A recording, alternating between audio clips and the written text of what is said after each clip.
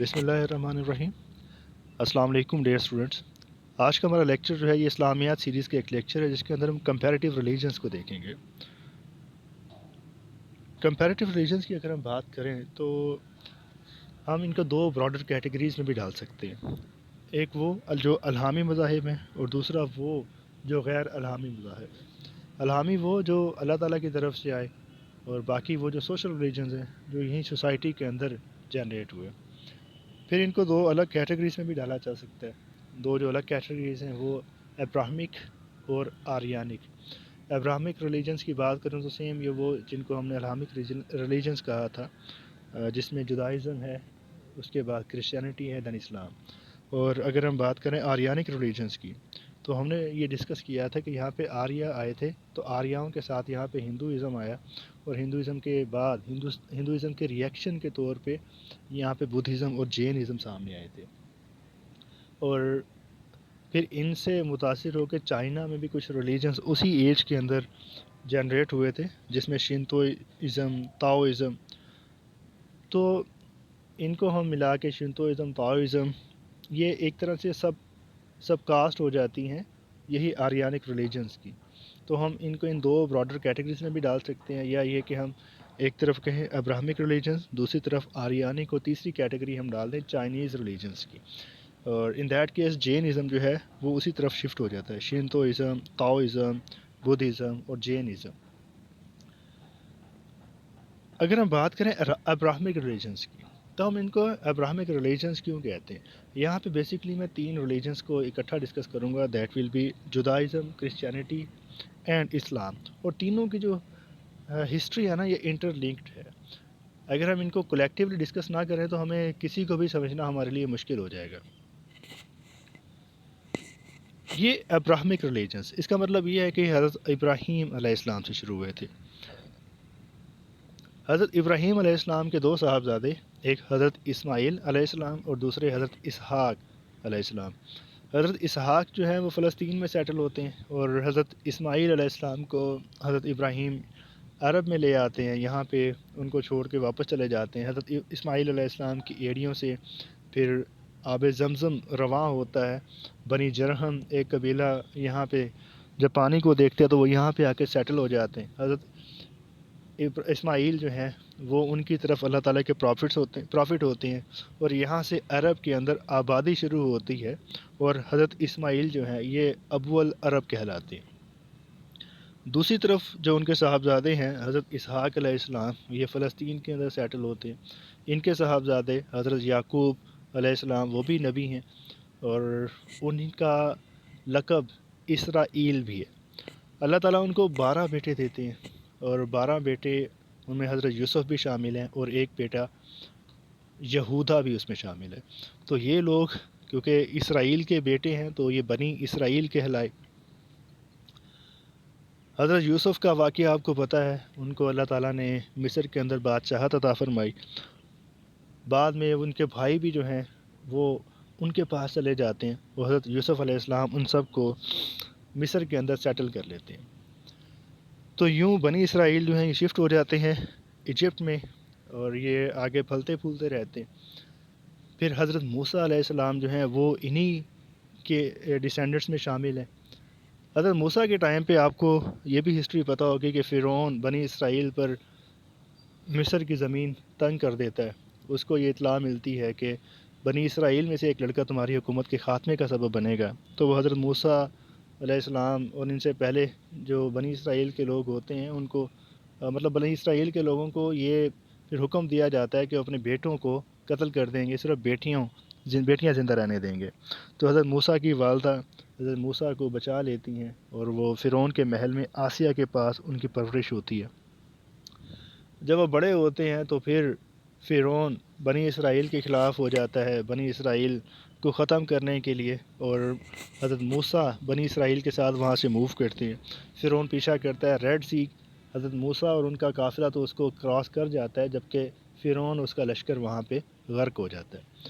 یہ اس کو کراس کرنے کے بعد دوبارہ سے عرب میں انٹر ہوتے ہیں، اور فلسطین کے ایریاز میں یہ لوگ سیٹل ہوتے ہیں۔ اس دوران ان کو من و سلوہ بھی دیا جاتا ہے، اور اللہ تعالیٰ ان کو شام کے اوپر حملے کا حکم دیتا ہے، لیکن یہ لوگ راضی نہیں ہوتے تو بنی اسرائیل جو ہیں یہ دوبارہ سے فلسطین اور اس کے آس پاس سیٹل ہو جاتے ہیں۔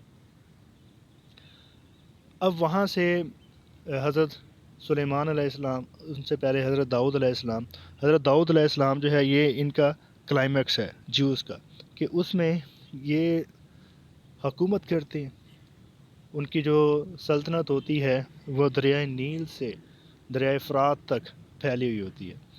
پھر حضرت داؤد کے بعد حضرت سلیمان علیہ السلام، حضرت سلیمان علیہ السلام جو ہے وہاں پہ ہیکل سلیمانی کنسٹرکٹ کرتے ہیں، ہیکل سلیمانی، اور وہاں پہ تابوت سکینہ کو اس کے اندر دفن کرتے ہیں۔ تابوت سکینہ کے اندر پہلے آئے ہوئے انبیاء کی طرف سے جو معجزات تھے، مطلب اس طرح کی متبرک چیزیں تھیں۔ ہیکل سلیمانی عبادت کے لیے ایک عبادت کا وہاں پہ کنسٹرکٹ کرتے ہیں۔ یہ لوگ وہاں پہ سیٹل ہیں۔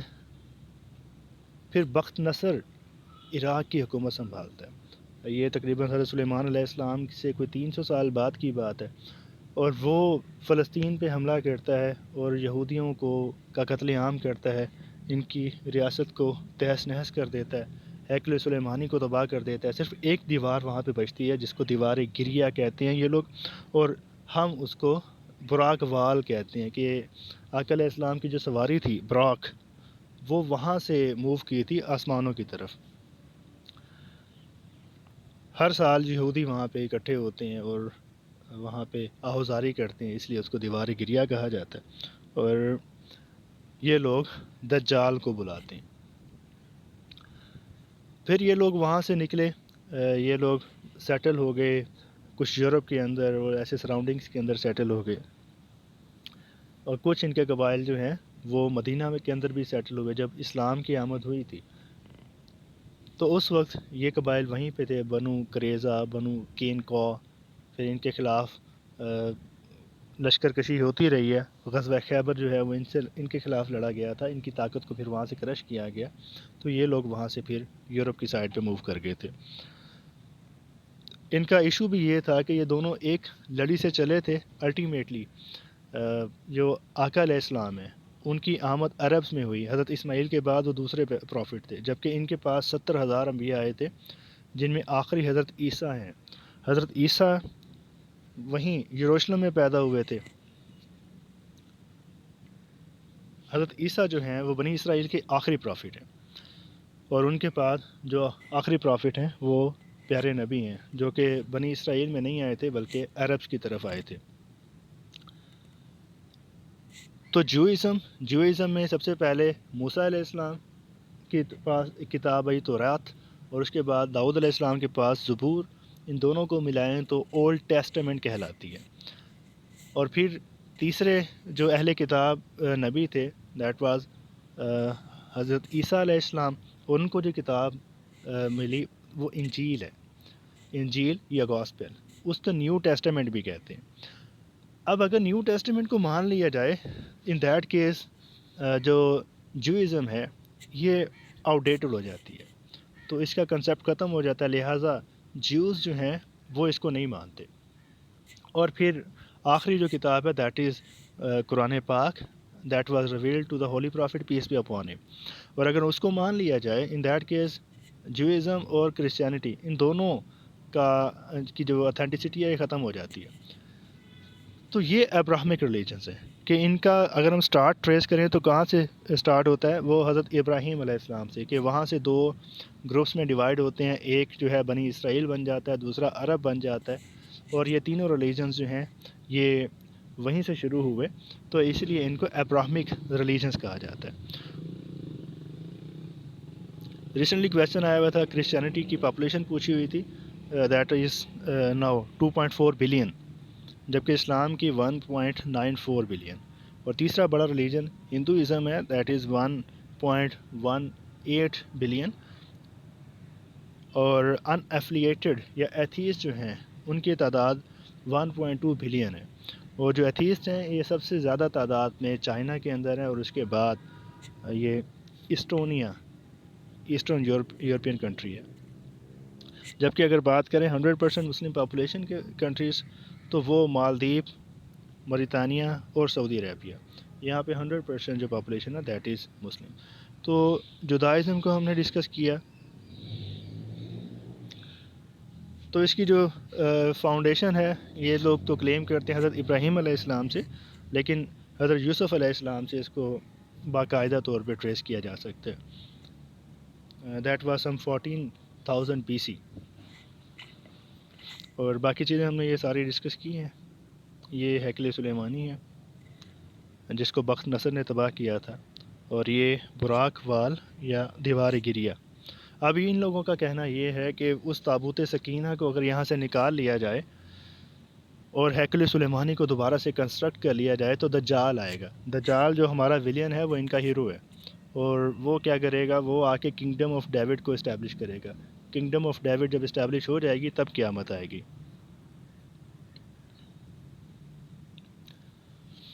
14 مئی 1948 اسرائیل کی ریاست کو اسٹیبلش کیا گیا، اور اس کے پیچھے بالفور ڈیکلریشن تھا، اور اس سے پیچھے زائنسٹ موومنٹ تھی. زائنسٹ موومنٹ جو ہے یہ تھیوڈور ہیرزل نے اسٹارٹ کی تھی ان 1897، جس کا پرپس یہ تھا کہ جوز جو کہ اب سکیٹرڈ تھے ان کو ان کے ہوم لینڈ میں واپس بھیجا جائے، دیٹ از یروشلم. تو اس کے لیے پھر انہوں نے موومنٹ سٹارٹ کی. بالفور جو کہ برٹش فارم منسٹر تھا، اس نے فرسٹ ورلڈ وار کے دوران ان کے ساتھ ایک ایگریمنٹ کیا کہ کیونکہ برٹن کے پاس ریسورسز کی کمی تھی، آپ ان کو ریسورسز پرووائڈ کریں، اور اگر ہم نے آٹومان کیلیفیٹ کو ہرا دیا ان دیٹ کیس ہم آپ کو دوبارہ سے وہاں پہ سیٹل کریں گے. تو اسی کے مطابق پھر ان کو سیٹل کیا جانا شروع کیا گیا، اور الٹیمیٹلی 14 مئی 1948 ایک اسرائیلی ریاست کو اسٹیبلش کیا گیا. تو یہ اولڈ ٹیسٹمنٹ کو تو مانتے ہیں لیکن نیو ٹیسٹمنٹ کو یہ نہیں مانتے.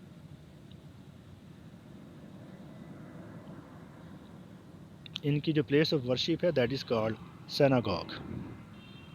اور 10 کمانڈمنٹس کے بارے میں پوچھا جاتا ہے ان کا تعلق کس ریلیجن سے ہے، دیٹ از ریویلڈ آن حضرت موسیٰ علیہ السلام اینڈ اٹ از اباؤٹ جودائزم. تو یہ یہودیت کے جو احکامات ہیں ان میں شامل ہے 10 کمانڈمنٹس. اس کے بعد ہندوازم کے بارے میں یہ کہ یہ دنیا کا اولڈسٹ ریلیجن ہے. جہاں تک بات ہے نا جوئزم کی، تو یہ کلیم تو کیا جاتا ہے کہ 18th سینچری BC میں یہ سٹارٹ ہوا تھا حضرت ابراہیم علیہ السلام سے، لیکن پریکٹیکلی دیکھا جائے حضرت یوسف علیہ السلام سے سٹارٹ ہوتا ہے جو کہ 1500 BC کے اراؤنڈ پیدا ہوئے تھے. تو ایون اگر اس کو حضرت ابراہیم علیہ السلام سے بھی مان لیا جائے تو جب آریہ سب کانٹیننٹ کے اندر آئے تھے تو ہندوازم کی پریکٹس وہ آلریڈی کر رہے تھے. تو اس کی ٹرو اوریجن تو کیونکہ یہ سوشل ریجنس میں شامل ہے تو یہ اس کو سینچریز لگی تھی ڈیولپ ہونے میں. تو ہم یہ نہیں کہہ سکتے کہ کب ایز اے ریلیجن یہ سٹارٹ ہوا تھا، لیکن اس کا سٹارٹ ایٹ لیسٹ جوئزم سے پرانا ہے، تو اس لیے اس کو اولڈسٹ ریلیجن مانا جاتا ہے. اور اگر ہم بات کریں اس کا origin that is from India, اور اس میں ملٹیپل گاڈس کا کنسیپٹ ہے جس میں 3 مین گاڈس جو ہیں وہ برہما، وشنو اور شیوا ہیں. ٹیمپل کے اندر عبادت کرتے ہیں یہ لوگ. اور ان کے اگر مذہبی ٹیکسٹ کی بات کریں تو اس میں بھی کافی سارے ٹیکسٹ ہیں. ویداز ہیں، رامیاناز ہیں، بھاگ ویداس، گیتا، مہابھارتا جو ہے رشی ویاسا نے لکھی تھی. اور ایک کویشچن آیا کرتا تھا کبھی کہ which is the only Hindu state in the world, تو اس کا جواب نیپال ہوتا تھا، کیونکہ انڈیا خود کو سیکولر اسٹیٹ کہتا تھا. لیکن نیپال نے بھی اپنی کانسٹیٹیوشن کو امینڈ کیا ہے اور خود کو سیکولر اسٹیٹ ڈکلیئر کر دیا ہے. تو اب اگر یہ کویشچن ہے تو اس کا جواب نن آف دیز ہوگا کہ اب دنیا میں کوئی بھی ہندو اسٹیٹ ایگزسٹ نہیں کرتی. پھر زرتشت یا زورسٹیرین یہ 6th سینچری BC میں سٹارٹ ہوا تھا. جشن نوروز کے بارے میں پوچھا جاتا ہے کہ یہ کس مذہب کا حصہ ہے، دیٹ از اباؤٹ زورسٹیرین. اس کو ہم پارسی مذہب بھی کہتے ہیں. کبھی ان کا کنسیپٹ مونوتھیسٹک تھا کہ یہ ایک خدا پر بلیف رکھتے تھے، سیم جیسے ہمارا کنسیپٹ ہے، اس سے ملتا جلتا. یہ جنت پہ بھی یقین رکھتے ہیں، اس کے علاوہ یہ قیامت پہ بھی یقین رکھتے ہیں. تو اسی لیے کہا جاتا ہے کہ شاید زرتشت جو ہے یہ بھی کبھی کوئی پروفٹ ہوں گے. 1,24,000 انبیاء تھے نا، شاید زرتشت بھی ان میں شامل ہوں. بعد میں ان کی تعلیمات جو ہیں وہ چینج ہوتی رہیں. اب انہوں نے کیا کیا ہے، اب ان کا جو کنسیپٹ ہے وہ ڈوالسٹک کنسیپٹ کہلاتا ہے، کہ جس میں ایک خدا نیکی کا ہے اور ایک بدی کا ہے. نیکی کا خدا جو ہے وہ دنیا کو اچھائی کی طرف لے کے جاتا ہے، بدی کا خدا مطلب جیسے ہمارا شیطان کا کنسیپٹ ہے تو وہ جو ہے وہ برائی کو کریٹ کرتا ہے. یہ ان کی آپس کی جنگ لگی ہوئی ہے ایکسٹرنلی بھی اور انٹرنلی بھی. اگر آپ اچھے ہیں تو آپ اچھائی کے خدا کو سپورٹ کریں گے, اگر آپ برے ہیں تو آپ برائی کے خدا کو سپورٹ کریں گے اپنے ایکشنز کے ساتھ. ان کی جو مذہبی کتاب ہے دیٹ از اویستا, ویسے اس کو اوستا لکھا جاتا ہے, اور ان کا جو خدا ہے اس کا نام ہورا مزدا ہے. جبکہ جتنے بھی یہ جو سوشل یا آریانک ریلیجنس ہیں ان کے اندر جو عبادت گاہ ہے اس کو ٹیمپل ہی کہا جاتا ہے, لیکن یہ ہے کہ نام میں تھوڑا بہت فرق ہے. ان کا فائر ٹیمپل ہے, ہندوؤں کا ٹیمپل ہوا کرتا ہے, اور اس کو دار مہر بھی کہتے ہیں. آگ کی پوجا جو ہے یہاں پہ کی جاتی ہے, لیکن آگ کو خدا کنسیڈر نہیں کیا جاتا, لیکن خدا کی طرف پہنچنے کا ایک ذریعہ کنسیڈر کیا جاتا ہے.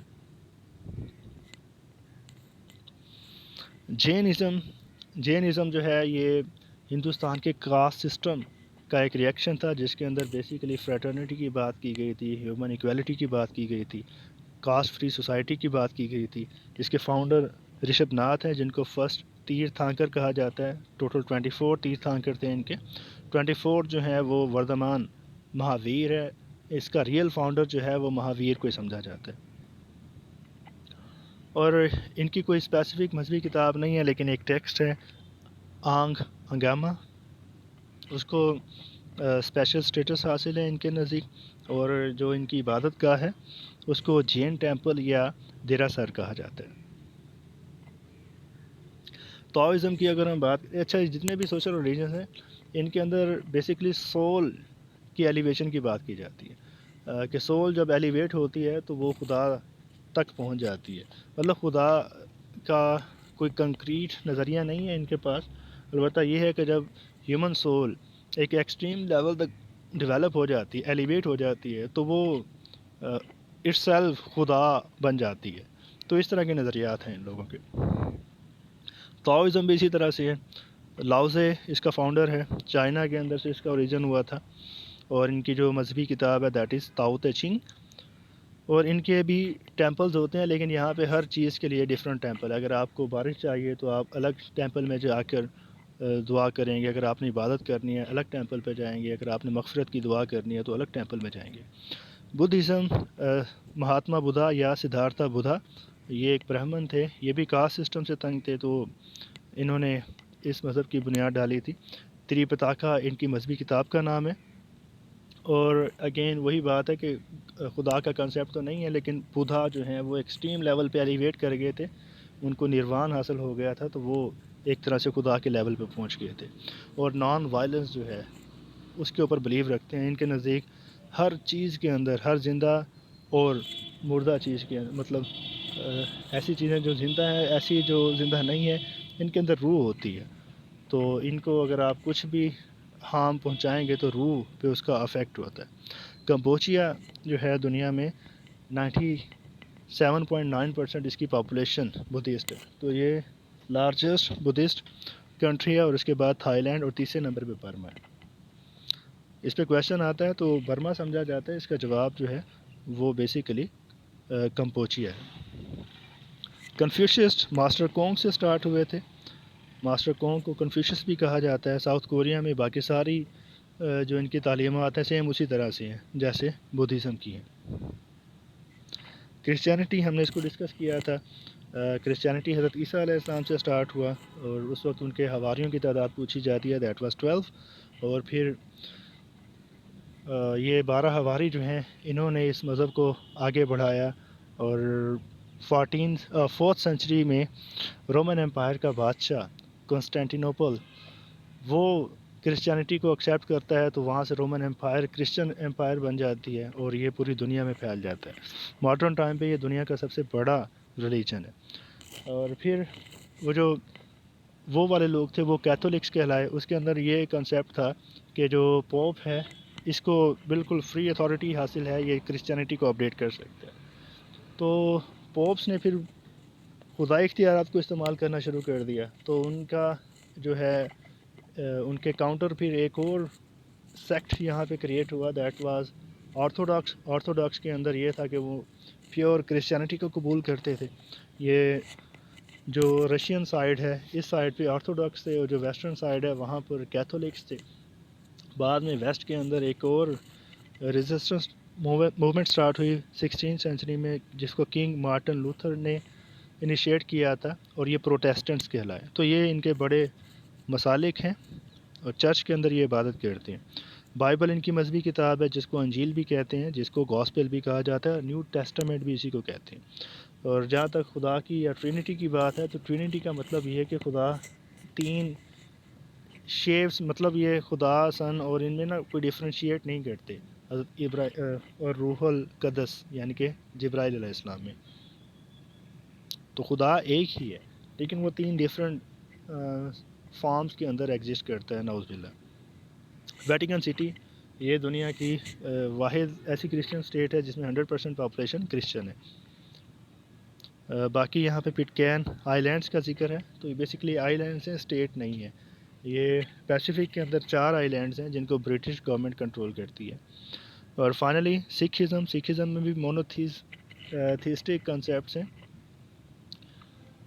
بیساکھی جو ہے پوچھا جاتا ہے کس مذہب کے ساتھ اٹیچ ہے، تو یہ سکھزم کے ساتھ ہے. یہاں پر گروز کا کنسیپٹ ہے. گرو نانک دیو جی نے اس مذہب کی بنیاد رکھی تھی. ٹوٹل 10 گرو ہیں. 5 کیز کے بارے میں پوچھا جاتا ہے، تو یہ 5 کیز سکھزم کا ایک کنسیپٹ ہے. کیش، کنگھا، کڑا، کرپن اور کچھیرا. ان کے سیکنڈ گرو انکت ہیں. 5th گرو ارجن دیو جی. انہوں نے گرو گرنتھ صاحب لکھی تھی، جس میں پہلے 4 گروز کے احکامات کو کمپائل کر کے ایک بک بنائی گئی تھی. انہوں نے ہرمندر سنگھ صاحب کی بنیاد رکھی تھی، جس کو بعد میں گولڈن ٹیمپل کا نام دیا گیا. یہ انڈین امرتسر کے اندر لوکیٹڈ ہے. اور ان کو جہانگیر نے قتل کروایا تھا. پھر گرو ہرگوبند سنگھ نے، اسی لیے یہ جو چھٹے گرو ہیں، انہوں نے سکھ ملٹری ونگ اسٹیبلش کیا تھا تاکہ اپنی یہ پروٹیکشن کر سکیں.